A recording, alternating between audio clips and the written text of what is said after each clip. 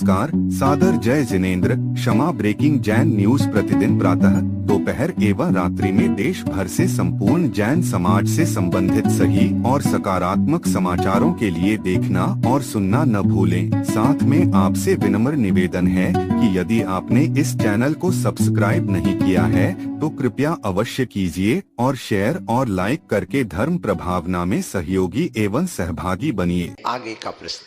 प्रश्न आचार्य श्री, प्रश्न हमारा ये है कि जैसे हमने रत्नटन श्रावकाचार्य में पढ़ा है कि जो गुरु होते हैं वो आरंभ परिग्रह से रहित होते हैं और ज्ञान ध्यान तप में लीन होते हैं।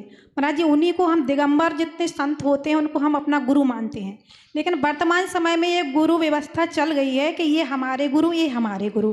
महाराज जी, व्यवस्था वहाँ मतलब समझ नहीं आती है कि जैसे मान लो कोई त्यागी व्यक्ति है और उनके गुरु दूर हैं जिनसे उनसे प्रतिमा ली है। अब वो किसी के पास गए और उन्हें मतलब लगता है कि जैसे हमारी वृद्धावस्था है तो हमें इनसे कुछ मतलब समीपता मिल जाए या कुछ हमें इनसे कुछ निर्देश मिल जाए, लेकिन वो नहीं हो पाता और वो कह देते हैं कि अपने गुरु के पास जाओ, और गुरु रहते हैं मान लो 200-250 किलोमीटर। तो महाराज जी, ऐसी स्थिति में क्या करना चाहिए? देखिए, आगम ये कहता है कि यदि किसी दूसरे गुरु का शिष्य है,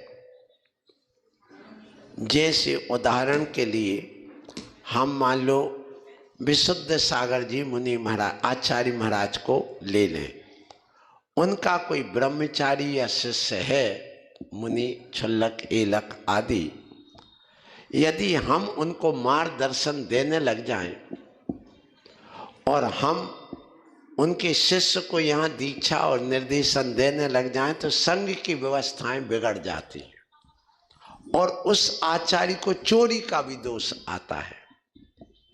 इसलिए आगम में कहा है कि ऐसे शिष्य को जो दूसरे का है, जब तक उनकी परमिशन ना मिले तब तक आप उसको निर्देशन प्रायश्चित आदि नहीं दे सकते हैं। लेकिन जो किसी का शिष्य नहीं है, आवृत्ति है या प्रतिमा लेके घर में मात्र साधना कर रहा है, उसको कोई भी साधु निर्देशन दे सकता है, अथवा जो उनका गुरु है वो उससे आप परमिशन दिलाइए तो दे सकेंगे, नहीं तो हम भी नहीं दे सकेंगे, कोई नहीं दे सकेगा। यही वजह है कि आचार्य विद्यासागर जी महाराज के शिष्य यदि वो भी आदेश में नहीं है रहे, कई ऐसा भी हुआ है और वो अलग अलग रह रहे, तो उन तक को गुरु आदेश नहीं देते, निर्देशन नहीं देते हैं। इसलिए ये गलत व्यवस्था नहीं है, ये सही व्यवस्था है। इस श्रावक की सोच में अंतर है।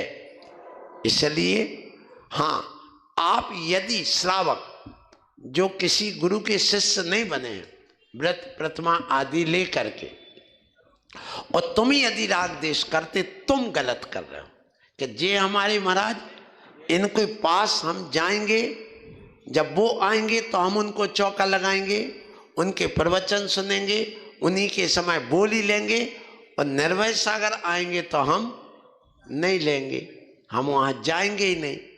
तो ये महान अपराध है, अपराध सीधा सीधा। उसके सम्यक्त गुण पर प्रश्न चिन्ह है कि तुमने जो ये विभाजन किया है, तुम रागी द्वेषी बन करके तुम गुरुओं में भी ये भेद डालना चाहते हो, तो ये गलत है। इसलिए जो अवृत्ति घर में रहने वाले या वृत्ति घर में रहने वाले, जिन्होंने किसी संघ में प्रवेश नहीं पाया है, उनकी बात अलग है। लेकिन जो एक संघ में पहुंच चुके हैं, उनके मार्गदर्शन में है, तो उनके उन्हीं गुरु के द्वारा ये निर्देशन होगा।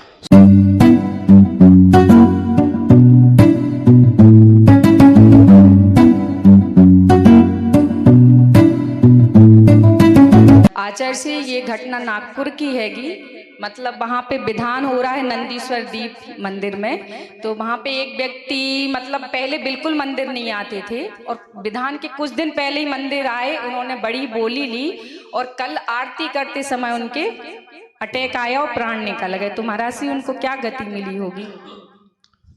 ये उनके विशेष पुण्य का उदय है, इसको हम अशुभ नहीं कहेंगे, क्योंकि देव शास्त्र गुरु के सानिध्य में जिसकी मृत्यु होती है तो वो शुभ परिणामों से होती है। और ये कहावत है, अंत भला सो सब भला। उस जीव का अंत भला हुआ है।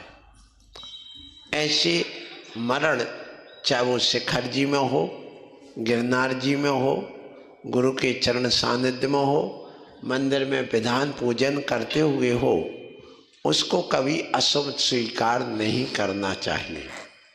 सो ये एक आकस्मिक संलेख ना कहिए कि उनकी हुई है कि इतनी अच्छे परिणामों के साथ सो अटैक आया। मैं मानता हूँ हमारे सामने भी कई लोगों के ऐसे घटना हुई है।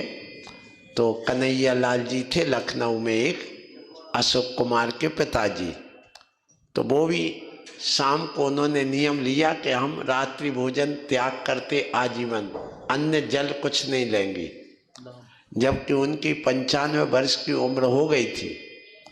फिर उसके बाद सुबह दर्शन करने के लिए आए, 7 बजे नहा धो करके कि जाके भोजन पानी ग्रहण करूंगा बाद में। आए, चरणों में सिर झुकाए तो झुका ही रह गया, उठा नहीं पाए। नमोस्तु निकला और कहा महाराज धन्य है मेरा जीवन, और बस उतने में प्राण निकल गए। साफ शांति धारा वगैरह प्रवचन वगैरह सब वहीं पर रखा रहा। तो ये उनके जीवन के जो विशेष क्षण थे वह उनको उपलब्ध हुए कि जो जिंदगी भर उन्होंने खाया पिया, सो अंत में उनका त्याग में मरण हुआ। इससे अच्छे और कोई संलेखना नहीं हो सकता। अगला प्रश्न लेकर के 3 दिन का बासा प्रश्न लेकर के उपस्थित हुई हैं श्रीमती विद्या जैन सहारा। बहुत दिन से भावना थी कर लो, आइए अपना प्रश्न करिए। इसके बाद श्रीमान विनोद कुमार जी तैयार है अगले प्रश्न के रूप में। नमोस्तु आचार्य श्री। नमोस्तु महाराज जी। आचार्य श्री, हम दीपावली के दिन घर में अष्टद्रव्य से पूजन कर सकते या नहीं? दीपावली के दिन अष्टद्रव्य से पूजा करना चाहिए, कर सकते नहीं, करना चाहिए। हाँ, घर में जनवाणी रखिए, कोई आगम ग्रंथ तत्वार सूत्र है या कोई षटखंडागम समय सार आदि जो भी आपके घर में शास्त्र हैं उनको वहाँ रखें। अपने जो आर्टिस्ट जो फोटो बनाते वो फोटो नहीं लगाना चाहिए। जैसे कुंडलपुर के बड़े बाबा की तस्वीर है तो आप उसको कुंडलपुर के बाबा कहोगे। अपने यहाँ के मूल नायक की तस्वीर वो वहाँ लगा लो। यद्यपि तस्वीर अपने आप पूजनीय नहीं है परंतु सम्माननीय आदरणीय तो है ही। सो इस दृष्टि से वहाँ आप उसको लगा के और बैठ करके पूजा कर सकते हैं। प्रतिमा हो या ना हो चलेगा, क्योंकि ऐसे कई उदाहरण मिलते हैं कि जहाँ प्रतिमा नहीं हुई है फिर भी पूजा की है। Kshama breaking Jain news YouTube channel पर विज्ञापन देकर धर्म प्रभावना में बने सहभागी। विज्ञापन देने हेतु संपर्क कीजिए मोबाइल नंबर 9026900740 एवं समाचार एवं वीडियो भेजने हेतु WhatsApp number 9335236222। Kshama breaking Jain news YouTube channel देखने के लिए आपको बहुत बहुत धन्यवाद। सादर प्रणाम, सादर जय जिनेंद्र।